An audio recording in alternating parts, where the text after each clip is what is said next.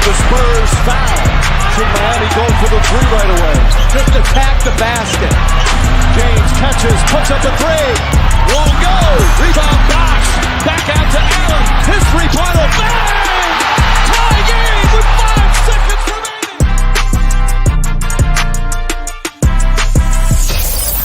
Welcome to the Ultimate Super Coach and Fantasy Sports Show. You are now listening to the Insight Fantasy Sports Podcast.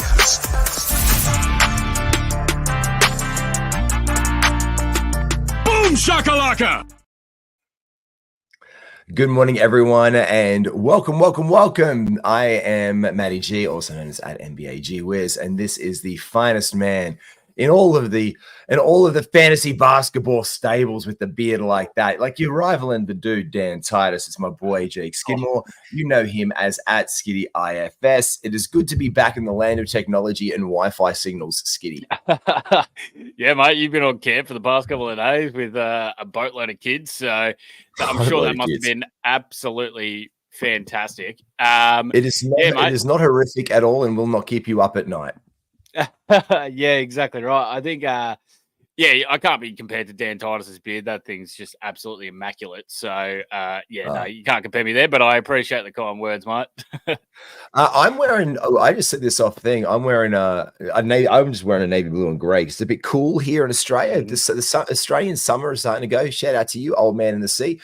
My boy, Tommy J, I'm just rocking his barbershop. And I looked down, I was like, you wearing a navy blue and gray? And you're like, yeah, mate, proud Kangas. Yes, sir. North Melbourne, baby. First game of the year this year. So, yeah, representing my Kangaroos. So, it's going to be, we're not expected to win. We're paying $8. So, but, I'm just hoping to see a good performance from the boys today. So, but we got basketball to talk about beforehand, mate. We got some 6-game slate. So, and we got to help some boys get through their fantasy playoffs. So, hopefully. Not a lot of games, and that's the big thing about this one as well. Like we are going live on Friday in America. We're going to look at some stream targets, obviously, for today, and we are going to make sure that we are getting down to the business of what to do over the course of your weekend as well. As Skiddy said, we do have a 6-game slate, and look, this is big move time. You can make moves on a 6-day game. Oh yeah, 100%. Especially some of the points that we have as well. Because there's a couple of juicy teams. A couple of juicy teams with players that have back-to-backs today, and there's a few players that will get increased playing role with some injuries to some certain teams. So yeah, we'll be able to see it. So let's do that one. I'll ask you, biggest injury surprise for me, and I know this one. I saw a guy drop him this morning. I should play the thing for it. I should play the sound check for injuries because why don't we cover those? A couple of the big ones that come off.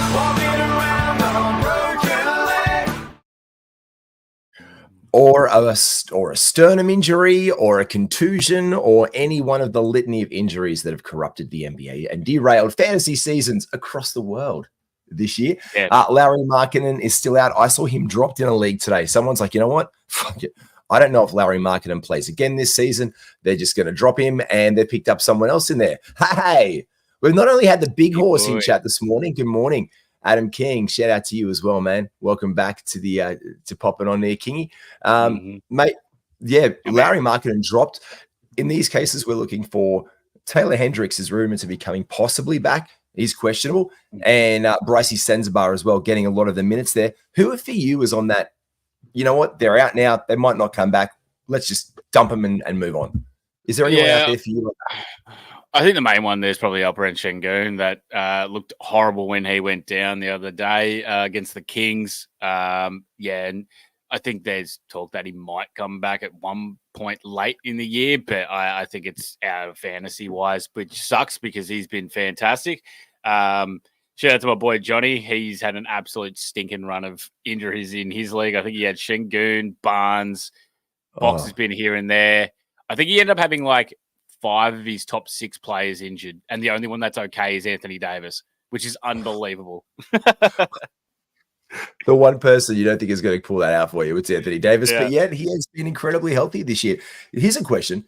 Are you starting to rethink how you think of injured players this year? Anthony Davis, Kawhi Leonard, These guys have been healthy this year and they've been rumored. Guys who have shed that monkeyer, let's say Joel Embiid. Obviously, you shed that when you become the number 2. He's gone down again. Same leg, same injury. So would you be bumping possibly next year in advance guys like Davis and Kawhi and fading a little bit Joel in leagues? Mate, it's too hard to look into for my point. I mean, shit, I know a lot of people this year had Bridges so high just purely because of the fact that he will play every single game.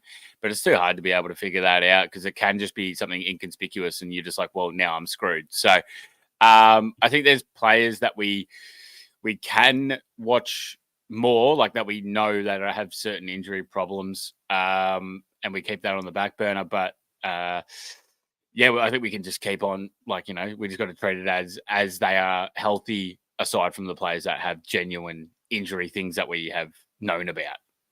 I agree. And I think this is interesting as well. Do you want to, because I know Kingy's in chat, he might be able to throw in a couple of things if he's on there. We were going to talk about it later. LaMelo was probably questionable for 20. Yeah, I agree with that. He's just actually questionable for 24, 25. He probably is. We've been doing that league chat. We've been doing that draft that Kingy set up over on Fantasy Basketball International. Been a lot of fun just to see where guys could come and go this season. We were going to chat about it later on and share where we're at with our respective teams. I've just taken my last guy on my queue because I forgot to turn off auto draft because I was away. So my last couple of picks have been that one. But do you want to go through our teams and just talk about why we're getting those guys where we are? I mean, yeah, if you want to go for it, mate, then give it a red hot crack. That's no worries. Because at least Kingy can jump in and say maybe any surprises that he's seen there, I think might be the go. Let me just move that window down and let me get it. Let's do it. We were gonna talk about it later on and who you picked and why. Let's just get to it. Let's do that. Present. I'll do that. Bit of a surprise Kingy moment in there. What a lovely day to see. Here we go. Yes, Matty. Wemby did go 1. Yes, Matty. Wemby did go number 1 because I think we spoke about it with him last week. So this is the perfect thing to look at. There we go. We'll go back to the duo and screen share and add to stage. There we go. All right. So looking up at number 1 here, for anyone who saw, Victor Wembanyama did go number 1. I'll slide it down. Let's take us through your team. You're all the way down here. Filthy IFS. Number 1, you took Shea.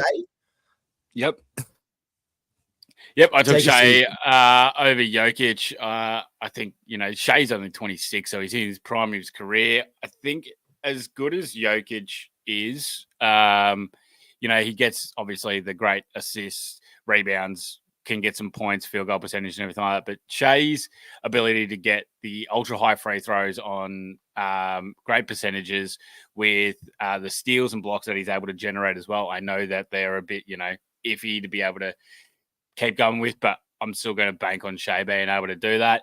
And he can go up, if he gets more threes into his game, then he can increase that. He's okay from 3. But yeah, I felt pretty comfortable taking Shea there at 2. He's still prime of his career, mate. He's 26. He's still got ways to go up. Larry Markin and I went 2nd. I think it's a good pairing, getting the number 1 man in Utah. Rebounds, threes, field goal percentage, points. I felt pretty comfortable with that. I had a swing on LaMelo Ball at 3. I thought he dropped too far. I was going for the decision between him and Cade and Fox.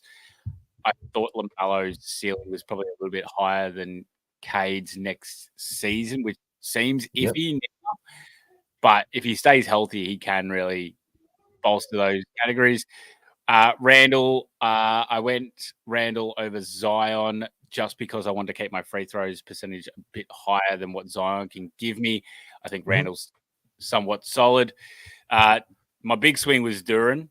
I'm expecting a big jump. I saw that. I like that for you. I like that a lot because we have to. I think we also have recency bias to how guys are now. But fantasy season is a roller coaster. You know what I'm saying? And we got to remember when Jalen Duran came out the gates at the beginning of the year, everyone was like, "Oh my God, he was 2nd round value to crack it off." So points, I think you banked. I think you banked on it very early. I think you've been like, this guy could be this, but I need to get him now because he's going to start going.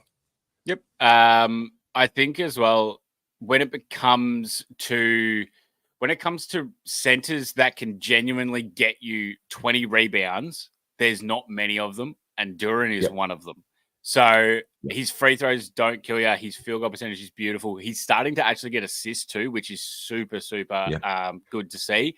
Yeah, exactly right. So, and he's passing well out of the dunker's spot. He's making the right reads. So, yeah, I thought Duran around there was just like honestly falling into my hands, and there was no way he was coming back to me. I went Levine, just kind of banking. That was pick like 70 or 80 or something like that. So you got to have a crack on Levine there with someone that can get you that many points wherever he is. I went Dan Gafford, missed an NBA record, most field goals made in a row. So keep the field goals high there. I think he still keeps the starting role in Dallas. So getting another starting center there I felt was good. He also had the dual position forward center, which was nice around that area. I had a swing on RJ Barrett, as I didn't really like many others, and he could be a number 1, number 2, number 3 option there in Toronto. He had played better since he's gotten to Toronto. His assists have come up, his rebounds have come up, his percentages haven't been as dog shit as they were in New York. And then Marcus Smart, I felt more comfortable with taking a swing on Smart than I did with Cam Johnson, just because I don't know how the Nets are going to be. So that's how my team is currently situated. How about yours, G Wiz? Because you were pick? Ooh, I was picked 10. I was going after Dan Tyneson between Zach Henshaw. I got to turn off auto pick. I'm on team. It's a tough. Look, and so are you as well. To be fair, because when you're that number 2 pick, you've got to be always quick. And I think we can talk about next season already. Now we already know that when you're drafting and you're in between 2 positions and you're between 2 guys. And you know that when someone goes and you're number 2, and you know that in your mind you're going to have like the choice next year is 100% going to be Wemby or Jokic or Shea. You've got to be like, okay, well, you've got to have 3 different strategies on the go straight away, because you could really just build a team off anything, but you could really just lean blocks so early on with someone like with Wemby. It's ridiculous. Before I get to my team, though, I did have one in here. Just Joe, though, for a 16-team 9-cat, do you all think Keon Ellis is a stash for next week? If so, would you drop any of these players, Powell, Niang, or Landale? I don't know so much if it would be. We're in a 20-team league, and he's still on the board. I'd definitely be keeping Powell. Niang is the guy there for me that is going to get the less minutes. And you're a diehard Cavs fan, but I think you could ride that. I think you could ride that spot quite easily. I mean, Niang would be the one that I would drop there for sure, just purely because he's getting the extra minutes with Wade and Strus both out. So I think Wade is coming back tomorrow, and Strus would be either tomorrow or the next game. So Niang would then probably become droppable after that, even though he's been playing well as of late. So that's good. And Landau, with Şengün's injury, he had like almost 30 minutes the other day. So, I'd keep riding Landau. Yeah, and with the Mavericks. Yeah, look, as well, there's only a couple teams that next week that don't have a really favorable schedule. That's the Dallas Mavericks and the Charlotte Hornets. They have 2 games each. And that's like, I think it's like for the Hornets, it's out there. So these kind of guys, who you're looking at, if you're looking at dropping the Kings have an okay schedule, but none of those other guys really, I'm looking through, nothing's really glaring. They've got a 4-team schedule, but there's a bunch more 4-gamers on the clock, mate. So, do I think that Micic is worth holding over Scoot or Buddy for next week? Head-to-head points. Hornets only play 2 games next week. Do I think he is worth holding? I think I would probably prefer, mate, Scooty McBuckets. Okay. They've got 4 games. Yeah. I don't mind it as well. I mean, shit, it's it's not a bad shout in the slightest with getting Scoot there. I mean, he's got all the opportunity now. You love Scoot. You love Scoot too. I know you. I know that you love Scooty McBuckets. Well, yeah, I love his upside. I love the way he plays, but it's just it's been rough. But we know that happens with guards in their first year, so he's still got time to keep going. So Well, I just have to wait and see. All right, there's my team up the top there. I wanted to try a little something different in this one just to see where people were going based on their performance. So my kind of philosophy going in was take the best available person if they slip, or where I can get everything. And if you look through that draft, assists and big chunk assist numbers went off the board really, really early. Obviously, you've got guys like Jokic, Shea, Luka, Halliburton straight out the gate. So your double-digit assist guys are out the way. Some of your double-digit rebound guys are out of the way. Also talking guys like Antetokounmpo, who is great as a playmaker, can get you those double-digit rebounds as well. So I went in Sabonis so I could just have a nice solid foundation, knowing I was sacrificing points and threes, but just getting solid percentages off the board. I was hoping that I could get on the way back around the turn. I could get someone like a Chetty or a Scotty. The other tie-up I had was Anthony Davis, because I really love, again, that whole recency bias. AD's been great this year. Should I take him? I was like, I could probably take him. No, I went Sabonis just to get those assists, and I'll try and get some defense later. Chet went next board. I did not know that Zach Henshaw loves the young boys. Adam King in chat, wasn't he? Afterwards, like, Zach loves a young bloke. And if you look at his team beside me, I think the average age is 16. So I'm going to call them the Giddies next door. Wow. No, look, Chet Holmgren there, Paolo, like, you can just see he's got just young talent stacked deep right throughout his board. He does. So then I started being like, well, if he's going young, I thought I might just go the veterans who I know are going to have upside, or who play really well and be consistent for me, because I'm not going to get those young guns coming back around the board, or I'm going to have to snipe them from him. So when you kind of know a person's strategy between you, I went into James Harden for my second pick, helped to lock down those rebounds and assists again, to take more of the assists off the board that guys later were going to take. And then hypothetical DeJounte Murray. My third pick was my hypothetical DeJounte Murray. In case of emergency in Atlanta, break glass, either him or Trey go.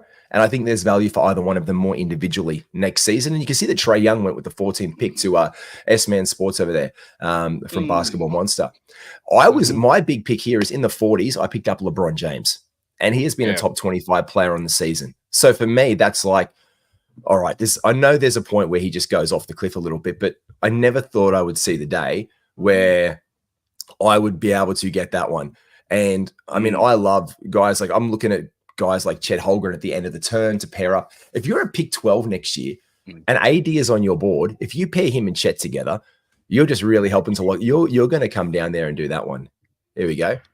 There you go, Matt. Wouldn't expect you. Look, I think he's going to go up there really highly. And Adam King, he expects that he's going to be borderline first season, probably 10 to 14. And I think he's a really, really, I don't think he's really, and Matty, you do have to. You absolutely have to play fantasy next season. What a man. I think that's a really good pairing next year. And I think I said that in chat, that AD and Chet next year is going to be something that I really look to do if I'm towards the back end of a draft. And then I looked around after LeBron James. I wanted to get Jarrett Allen. I wanted to lock down some more big man stats right there. And I love what he does. Again, in case Don goes or Mobley even goes and they can't coexist those two together. My next big pick, I think, was nice. Emmanuel Quickly. I mean, he's been top 20, top 30 value the last couple of weeks. And he's going to play really well. Like you said, that wonderful team of young guys over in Toronto. You picked up RJ Barrett. I was thinking the same with Quickly. So to take him in I think it was the 7th round, 6th round.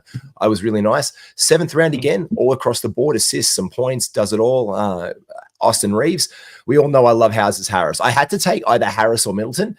And I think Harris has shown us this year that he can be a top 60, top 75 player. So to get him in the 100s, I'm like laughing. I'm like, yep, thank you very much. And Wendell Carter Jr., I think a bit of a bounce back season with some more consistency to get some more of those center minutes. Centers, like you said, we're starting to go off the board here. Mitchie Robinson, Nas Reed started to pop off the board. Clint Capella going late in this draft. So that's where I'm at. We've still got one more pick on after this one, Skiddy. Yeah, nice. I can't believe that Chris Middleton still hasn't gone. I know he's been injured for the year, but Jesus Christ. Like, again, I think it's that recency biased. Oh, thank you very much, Matty. Yeah, I think we both put together some really good teams all around. I think everyone's drafted. And when you're in a light league with analysts, mate, isn't it not just shithouse? Oh, try and draft against some guys. Like, Yeah, Everyone. yeah, bloody. Mine's worse, mate. I got Kingy next to me, and I'm just sitting there going, "Bloody hell! Like this is going to absolutely kill me. I'm not going to be able to sneak any through the wickets. Kingy's going to be all over it." And I was just like, "Yeah, all right, here it is." He just keeps snagging in front of me. Just Joe, though, has got a question. How important is it to have more games with streamers in a week, especially at the expense of decent players that have had a bad schedule for the week? Example, Mike Connolly 2 versus Wiseman 4. Ooh. This is a good question. You want to handle this one first, Skiddy, or want me to have a crack? Yeah, mate, I think, when you're looking at it, it's depending on what you need. Because remember, you're just trying to win the categories to win, like get more categories to win the actual week. So if you're looking at Conley versus Wiseman, you're looking at Conley getting assists, maybe some steals, some threes. Wiseman, on the other hand, you're looking at rebounds and blocks. Obviously, Duran's not down. So Wiseman, although he is playing well in the minutes that he is being given, there's probably like a ceiling cap on that. But yeah, Conley, you'd probably still lean it. But if you're looking at someone in the fact, let's say if it was Wiseman versus, let's say like Jock Landale from the Rockets. And let's say that Landale's going to get, he has the 2 games. Wiseman has the 4. Wiseman and Jock's averaging, like 13, 15 points or so with like maybe 7 or 8 rebounds. And then Wiseman's coming in and he's still getting like the 9 rebounds in the smaller time limit. Then we're going to be looking at Wiseman because Wiseman's overall amount that he's able to generate is going to be more than the 2 that Jock can get in the 2. Yeah, 100%. Look, and I think it's as well. And I think what you got to, I think what you got to keep in mind there as well, Joe, it's not Conley that you're giving up. You're actually giving up Conley to get 2 pieces, because you got to think about it this way: it's the transaction or the move that you make next, because you might not hold Wiseman for those 4 games. You might hold Wiseman for the 2 games. So for me, it's 2 transactions, but if you're not a heavy transaction person, if you've got 4 or 5 or 7 or unlimited transactions in your league, what that one Conley does is it's where you turn him to next. So you might have no games for Conley until Wednesday. So that's dead stats. There's a 0 for you across the first 2 days of your week. And if you want to start good, especially in your quarterfinals, which we're going to break down in a second for Friday and for the weekend and have a look at that, your Conley is a 0. So you pull in Wiseman, and let's say you do that on a Sunday. That's still transaction in the week before. You've made no transactions for the week. So you start Wiseman off on a Monday, Tuesday, back-to-back set. You've made no transactions for the week. It counts in the week before. You get yourself a good head of steam up, and then you have a look around at the next back-to-back or your next hot guy who becomes available. An injury goes down, and on your first transaction that you take, you make 1 move, you pick up 4 games, and that's 1 move, 4 games, and Mike Connolly's played 1 game. Mm-hmm. And what you're going to get across the board, especially on that back end, is you can compensate Connolly a little bit at that back end and also get those bonus beneficiaries of Wiseman in your example. So Micic is on a lot of boards available. Okay, cool. Got a couple of games out there, picked up Micic, sick, amazing. Got him for a back-to-back set. Use him, lovely. Get his stats, drop him, get on, and get down to business and stream for the rest of your week, Joe. So you've got to think about it that you're not giving up one guy, because you've got to think about who you're going to get back on the other end of that as well. You've got to make those tough sacrifices. And you know what? What you turn Conley into by the time might be a player that ends up becoming better than Conley. You might be the number 1 waiver claim for a guy that's gone down. Like Larry Markkinen just got. Imagine if Larry comes back this week, your number 1 waiver claim. You drop Conley. You put a couple of claims in. You add stats. You put a claim in for him. Bob's your uncle. You just picked up a top 20 player in fantasy for the season. So don't be afraid to use it and get down to it. And let's get down to it, Skiddy. Let's get down to these. We can do the previews. The previews for the day. Sir. Let's get it. He's heating up. I'm going to bring up our sports bet account, which is obviously overflowing with victories this season. Overflowing with victories this season. We are always 1 or 2 short on this one, but we've had a couple of really good crackers lately. So we are going to go through the games today. Let's start off. Oh, we should do this first, just because it's the fair thing to do. As you said, it is a 6-game slate on Friday. We move into a much heavier, a much more log-jammy 9-game Saturday before an ease. It sounds like the weather report, doesn't it? Before the log jam is on Sunday and fines up to a nice 7.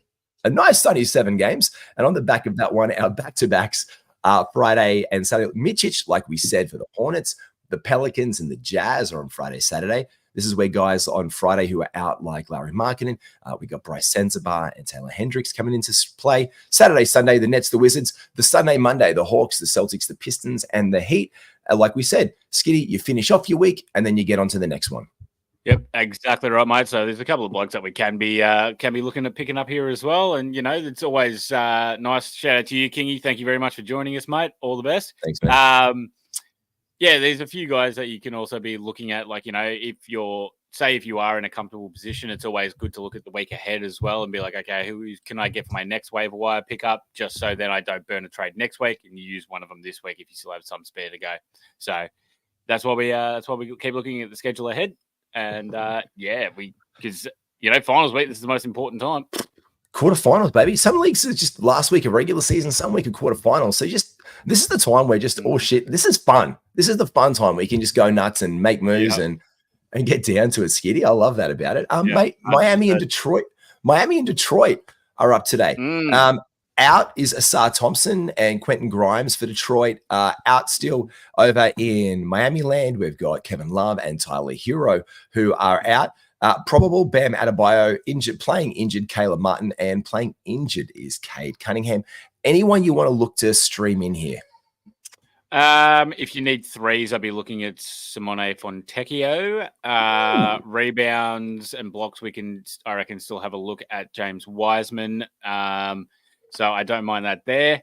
I'm not threes as well. Duncan Robinson, I guess, as well. I'm more looking towards the Charlotte team for waiver wise, as it's got a back-to-back, as well as the Jazz team. I think there's a couple of pretty good ones in that. But if you miss out on those players, you can look for those guys. I think this game might be a bit tighter than everyone thinks it might be, Matty. The Heat have been on a slide.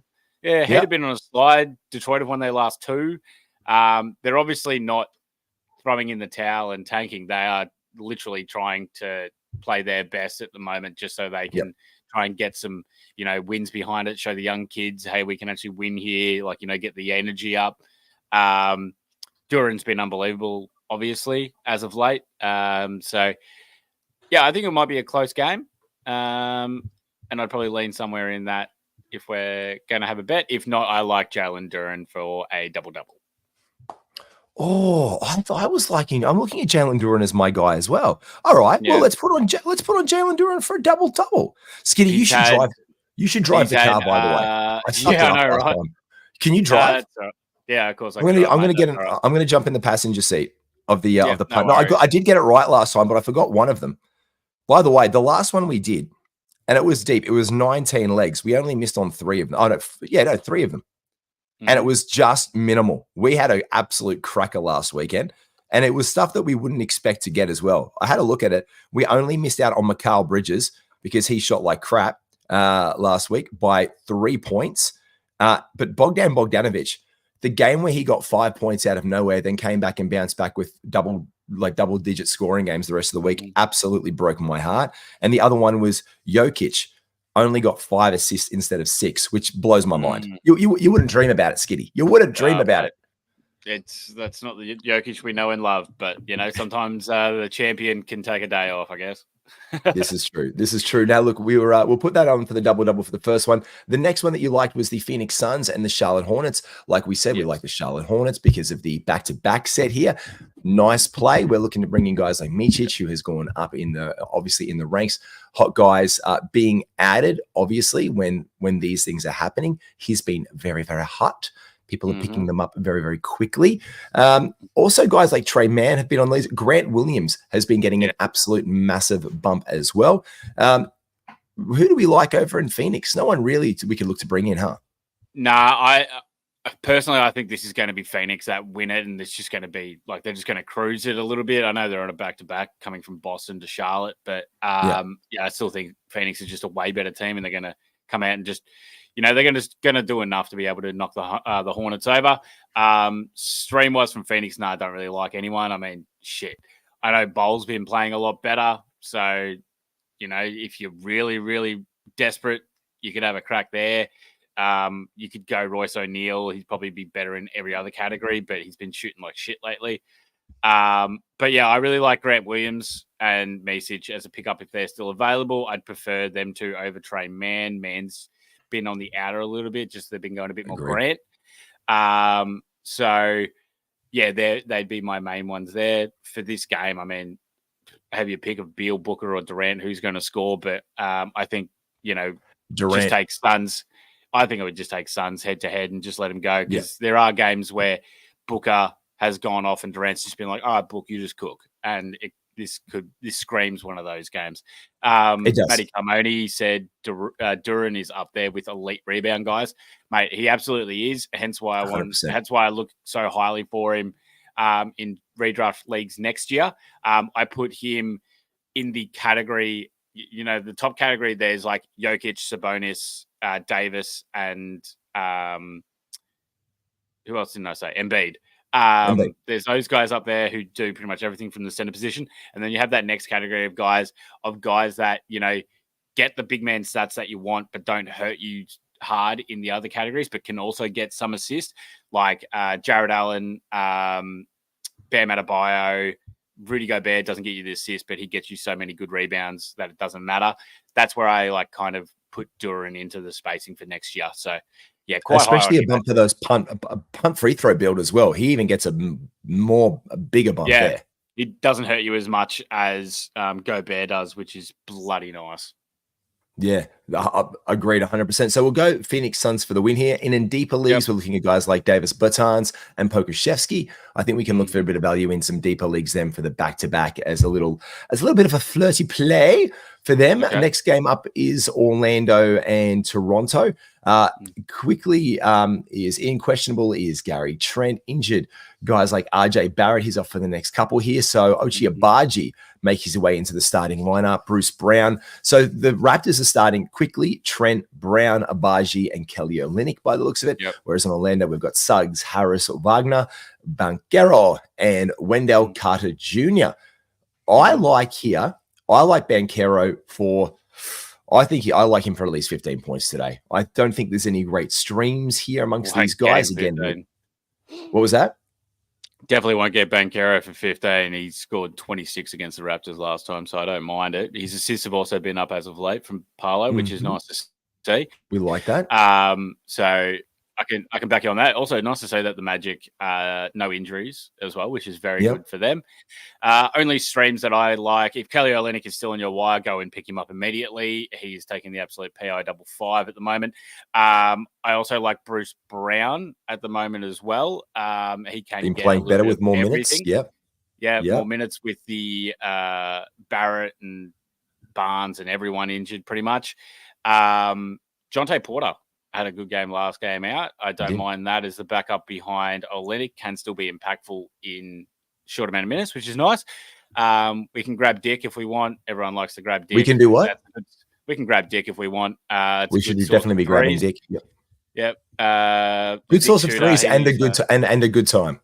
And a great time. That is absolutely for certain. He had a bit of a stinker last game against Detroit, but he can be good like that. So Toronto's a good one today to try and pick off to get some stats in. I think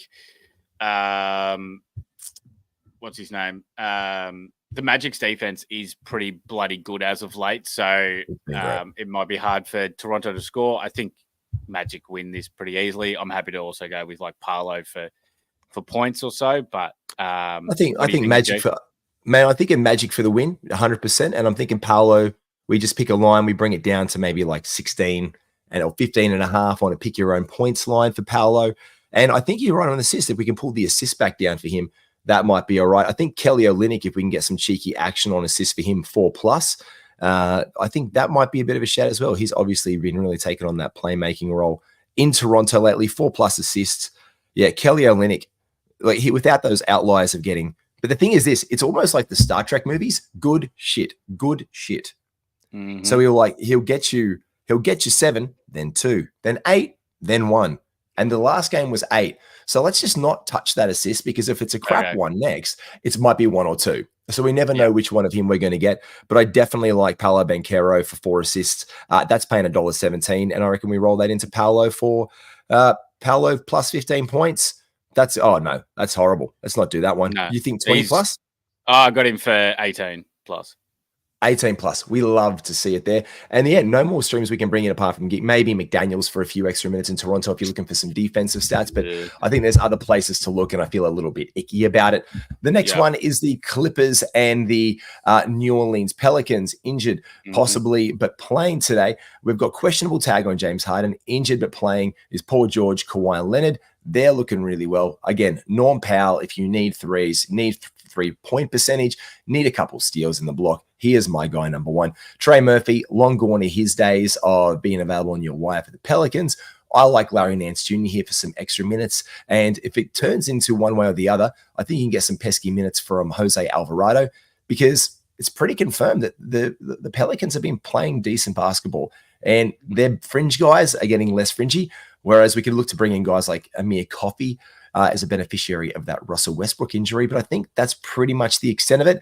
And Kawhi Leonard, I think against this team, I'm definitely doing I'm going to say James Harden 6+ assists, because I think he's going to have to show out in that playmaking role.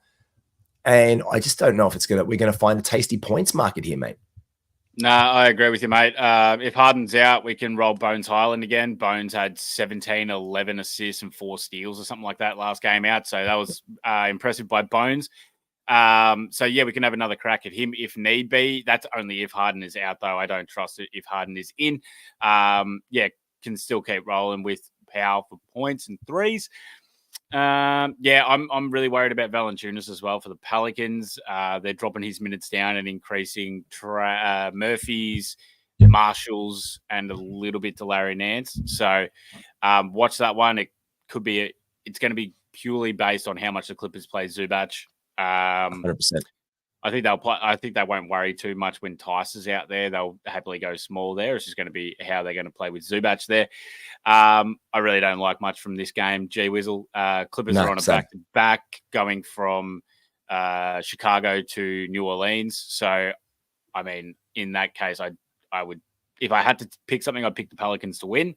But the Pels are so bloody up and down, mate. They belt teams by 30 odd, and then they go home and lose to the Cavs by 20, and you're like, what the hell do I make out of this team? So they've got all the talent in the world. They've got all the talent in the world to make a deep run in the regular season and in the playoffs.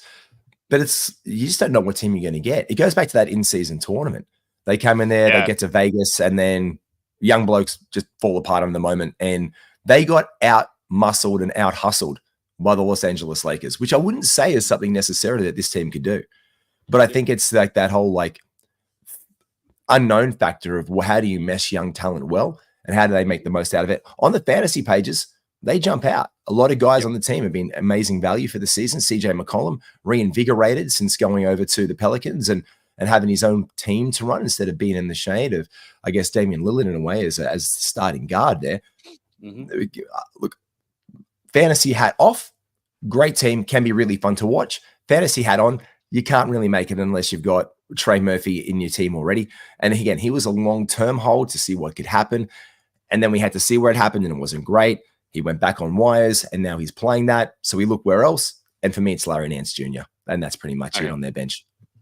I just don't think I'm touching anyone from this one. But that's just me. I'm just a bit like, I think there's better possibilities elsewhere. Oh, yeah, 100%. 100%. Better possibilities in Denver and San Antonio. Are there? We're looking at their teams. That Keldon Johnson is off the injury report. Malachi Branham, Zach Collins, these are the main beneficiaries getting minutes off the bench in San Antonio, whereas stream-wise, Peyton Watson, Christian Brown, and Reggie Jackson seem to be getting the bulk of the minutes for this one. Look, 100% Denver for the win. Denver for the win. I don't think we see anything there. But what do we see from Victor Wembanyama today that we think we could get a little tipple on? I think this is definitely a harder game for Wemby to match up against Jokic, right? It's 100%. We saw it last time that they played out. Wemby played well himself. He had 22 and 11, I believe, off the top of my head. Yep. But Jokic had 39, 15 and 9 or something like that, something outrageous. And just you could see that the way that Jokic was able to manipulate Wemby's positioning and timing was just outstanding for Jokic. So that's the main one that I see. I think. Do we think this is peak powers, Jokic? Do we think what we're seeing from him now is pretty much just him operating at the best that he is? Because he's just taken the, as you say, the PI 55 out of guys. Like him in the post against, you saw him just single-handedly the other day bring the Nuggets back from an upset win against the Toronto Raptors. You cannot stop that man in what he does down there around the rim. The thing is, though, that I don't think they're playing like their absolute best as of yet. I think they're still being, a bit safety, waiting for the playoffs and everything like that, because they're not doing as much Murray Jokic pick and rolls, because we all know that's completely unstoppable. We saw it in the playoffs last year, and no one could stop it. So they're still just playing enough to be able to get it, and then they fall back and do what they need to do when it is needed. So this game, I think it could go either I believe Nuggets will win as well. But for Jokic points, I'd feel comfortable with that. But also too, the Nuggets could just ride it and let maybe Porter or something like that could completely obliterate them. Yeah. If there's a pickup here, I don't like anyone from Denver. You could have a crack on Peyton Watson maybe, but I prefer others. Chetty Osman out. I would say they would keep going to Julian Champagny for more threes. So he did get the bulk of the minutes last game. I think he had 32 or 35 or something like that. He can hit threes. So that would, if you need threes, he would be one of the guys up there with a Duncan Robinson or Trey Murphy if you missed out on those guys. So there might be something in that. But other than that, not really. So I'll stick with you on the Denver for the win. But I think the rest of them might be a no-no. It's a no-no. Oh, points galore game. Our last one of the day is the Atlanta Hawks and the Utah Jazz. Colin Sexton plus 45. Can we get a 50 McNugget piece out of Colin Sexton today? I don't know. Oh, geez. No, look, I think we've got to see a lot. I think we're going to see a lot of points scored in this one. I'm not going to lie. I don't know what they're playing for.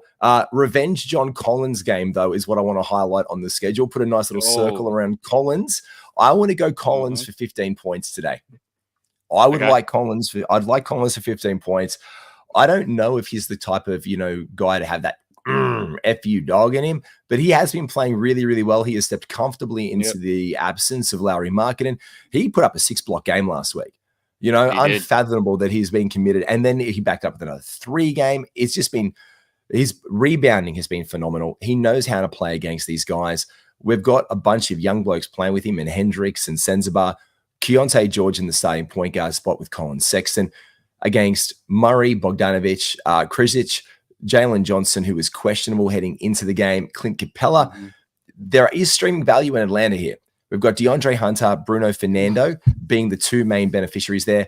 And he's long gone off your waiver wires because people drafted him or picked him up. Walker Kessler is no chance of being in your teams whatsoever. But again, this is where we do look for Bryce Senzabar and Taylor Hendricks. I believe we can get some value out of as a stream for the Utah Jazz, mate. Yeah, mate. My big one is if Keontae George is still on your wire, you go get him immediately for this game today and tomorrow's game. Keontae, I believe, will have a shitload of shots, especially without Jordan Clarkson there. We know how much Clarkson loves to shoot him up. So that's who I kind of look for the most. I think there was someone else as well. Let me just... Well, it's Chris Dunn being out as well that gives you the guys the biggest beneficiary in the world. So their guards are decimated right now. And he's up. Keontae George, this is the crazy thing, up 14% in the last day. So he's gone up to 67% ownership. He's fringy. I think you could even stream him in the quarterfinals of a 10-man at this point in time. I absolutely think he is a 10-team player in this back-to-back set for the Jazz. I reckon you're bang on, Skiddy. Up 14% in the last day with 67% rostered in Yahoo leagues. He was about half owned, 53%, obviously 24 hours ago. The back-to-back is extremely valuable. It's a week winner. His field goal percentage has been in the 500s the last couple. It's probably not sustainable. We could see mid to upper fours, but his free throw percentage has been about 775. He's hit 5 threes in each of his last 2 games, 29, 26, but the assister there, he even got 2 block shots last game, and he can get you some cheeky steals as well. So an absolute must add, I think, in 10 teamers if you're streaming for a win. Yeah, I agree with that. I think Horton Tucker might see a increase in time as well without Clarkson there. They'll need another shot creator off the bench. So I think THT will be there. I wouldn't pick him up, but I just think that he's probably going to put up a shitload of shots. Well, they've actually played already this year, G, and John Collins only scored 5 points and had 10 rebounds against the Hawks. Was Lowry playing? Was no. Jordan Clarkson playing? Yes. So Lowry was out. I think so. Yes. Ooh. So there's a little bit in that, and also rebounds 8 plus. Rebounds Kessler, 8 plus instead of points. Kessler played and had 14 and 12, I believe. Jalen Johnson also played in that matchup. So yeah, there was a fair bit going on. No, Markkanen did play in that game. Sorry, he had 11 and 4. The Hawks beat him by 27. So. That was only a couple of weeks ago, actually. So, yeah, Johnson played really well. Sexton had 22. Murray had 17 and 11. Sadiq Bey's now out as well. Markkanen's now out. Kessler 14 and 12. Capella 9 and 13. Hendricks 8 and 8. Clarkson played but played shit. And Collins had 5 and 10. So there is a fair amount going on here. There was obviously no Trey in that game. Bogdanovich played, but I think there might be some scoring done in this game. And Bogdanovich is questionable with illness tonight as well. So the starting lineups. Look, I reckon we smash 8 rebounds for John Collins. Okay. I reckon we go plus 15 points Jalen Johnson. Because especially if he's questionable with illness, if Bogdanovich goes down, they'll be driven by Murray and Johnson as their starters. And Utah's not playing a lot of defense with these young guys. There's a little bit of FU in this game. And I reckon you could probably go those 8 rebounds for Kessler if he gets the minutes as well. But I want to kind of avoid him with that bench role, especially if it does become any kind of form of blowout. But I reckon we definitely go Collins 8 rebounds and Johnson 15 plus points, mate. Thoughts? Yeah, mate. Well, Johnson's still injured. Still a game time decision, so he still might not play at the moment. So that's one to watch there. But Keontae plus 15 points and 2 threes. I don't mind Keontae for that. Yep, I can do that. That sounds nice to me. Yep, I like it. You sound nice to me. Oh, thank you very much. Cool. So we'll go that. Murray 20. Yeah, Murray's been on a heater as of late, so I like that. Yep. And then rebounds for Collins. Cool, mate. Done. We'll lock it in. And as we said today, it is the 6-game slate. It is your Friday. We'll read over our big parlay, our multi, as we call them here in Australia in a second. Tomorrow is 9 games. And then Sunday closes out with 7. Again, check your rosters, check your spots. So set your lineups for today. See what spot you've got available. Then before you make an ad, make sure you check your 9-game Saturday to see if you can indeed take advantage of that back-to-back. We are at the tail end here. So the Hornets, the Pelicans, and the Jazz, as we said, this is where guys like Micic, Grant Williams have become very important in our roles. Like we said as well, we could look into a bit of cheeky value from Davis Bertans or Poku if we need to be desperate times, desperate measures. With the Pelicans, we're looking for probably Larry Nance Jr. right there, maybe some Jose Alvarado or Najee Marshall. Again, desperate times, desperate measures for Najee. And with the Jazz, there is a lot going on here. We are definitely looking at Bryce Sensabaugh to be one of our guys that we look to bring in, as well as Taylor Hendricks, who is still questionable. Taylor and Horton Tucker for a little bit of value, but we definitely like the young guys. And as Skiddy said, there is no finer option than one Mr. KG. It is Keontae Georgie Porgy. Went to the store and bought some eggs and whatevers. Mate, thank you very much, everybody. And by the way, if you want that extra love, make sure you get on the Unlimited Insight. We do live Q&As next season for NBA. We're going to be doing live Q&A sessions every week, just like our good friend Braino kicked off with the NRL this week. I know you and Horsey and Herbie are on that for the AFL content. $25 an entire year, a multitude of sports, a multitude of them. Make sure you get in there and check those out. Skiddy, that's been a lot of fun for you so far, hasn't it, mate? Oh, yeah, mate. Yeah, we've had so much going on with AFL round one. So, yeah, we love it. And then, the NRL boys do a great job. You boys do a great job on NBA. So, yeah, we got everything kicking. Matty Carmody says, appreciate the show, guys. And will you be celebrating St. Paddy's? Matty, my grandma is Irish. So, absolutely I will. And more importantly, I love beers. So, hell yeah, I'll be celebrating St. Paddy's Day. Cheers. I hope you have a great St. Paddy's. Yeah, mate, you too, Carmody. Yeah, I'm a quarter Irish and Irish from the waist down, so I'll be definitely enjoying it later on today. This is the one time of year that I will actually crack a beer. This is the one of the only times. It might not be a Kilkenny, might not be a Guinness. Yeah, I'll tell you, my old man used to sit on the couch and drink Guinnesses when I was growing up, and he goes, "Here you go, have a crack of that," and I went, "Oh, that tastes like crap," and then I was like, actually, I'll keep drinking it. Well, bugger it. Yeah, screw it. So, I'll probably sit down with the old man before I head off to a bloody wedding today. So shout out Billy and Tay. Happy Billy and Tay Day. Have a nice Guinness with the old man. Well, I've been away camping for 3 days today, so it is all about family and shaving and also showering. Showering is going to be really important today, I feel, at some point. When you're stuck out in the middle of the Aussie bush and there's like a creek, like it's a nice creek, but you just like you're bathing yourself in a river, but you can't bathe yourself in a river with 60 kids around. You just kind of, no, you can't. You can't do that. You dunk yourself in the water. Nah, get a Jimmy Thunderbox up and you should be all right. Yeah, okay. I'm not thunderboxing up in the middle of it. You know what, kids? You just take care of yourself and don't have any supervision while I just take this relaxing river shower. I don't think that's going to go down really well. There's no Skiddy, thank you. or anything out there, mate. Don't stress. Should be all right. Yes, there is. It's the bush. We had funnel web spiders in the field on the first night. Do you know how many kids will cry over the thought that there's spiders in the same field as them? Probably. Don't tell them that they're in their backyards at home. Mate, don't do that. I live in the bush. I had a kinder in the backyard the other day. I had a snake across the fence the other day, mate. It's just standard Aussie behaviour. Should be all right. On the drive home, I had to pick up a turtle that was crossing the road and walk the turtle across the road and put it down. Yeah, mate. Hey, best country in the world we live in. I'll tell you that. It's you can get your funnel web spiders, but you can get your long neck river turtles, and they're the most. And all the kids are like, oh, and I'm just looking at it, and you're looking at Shell, and it's looking up at you like, you helping me or you hurting me? I'm like, I'm helping, buddy. I'm helping. And you can never take a turtle, low key fact, because I Googled it really quickly. You can't take a turtle from its area and think you're saving it because it's indoctrinated to know its local land, and if you take it away, it'll literally get confused and not know where to go if you take it home. True story. There you go. When it gets old enough, you got to put the turtle on the other side of the road, kids. That's a very important non-fantasy related basketball thing for the day. Thank you, Mr. G Whistle. All right, I hope everyone has a lovely weekend. All the best and happy St. Paddy's Day.